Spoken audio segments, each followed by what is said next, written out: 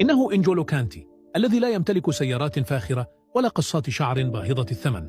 حتى سيارته الخاصة هي ميني كوبر مستعملة. كانتي كان يذهب إلى تدريباته على دراجته الهوائية، وكان دائما أول من يصل وآخر من يغادر. لا يحب التفاخر ولا التباهي، بل يبقى دائما متواضعا رغم كل ما حققه. بل الأغرب من ذلك أنه لا يرفع الكأس عند الاحتفالات. لكن كانت هنالك مفاجأة أخرى. في لحظة نادرة تبرع كانتي ب3 ملايين دولار لبناء مستشفى في إفريقيا، وهو جزء من شخصيته التي ترفض الترف والرفاهية. لن تراه أبدا يدخل في جدال أو يظهر سلوكا غير لائق.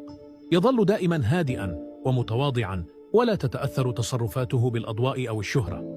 على عكس معظم اللاعبين الذين يتمسكون بالمال والرفاهية، يظهر كانتي أن العظمة لا تأتي من السيارات الفاخرة أو العقود الكبيرة، بل من القيم النبيلة التي يحملها. إن تصرفاته النبيلة واحترامه للجميع جعلته محبوبا ليس فقط من جماهير فريقه، بل من مشجعي الأندية المنافسة أيضا.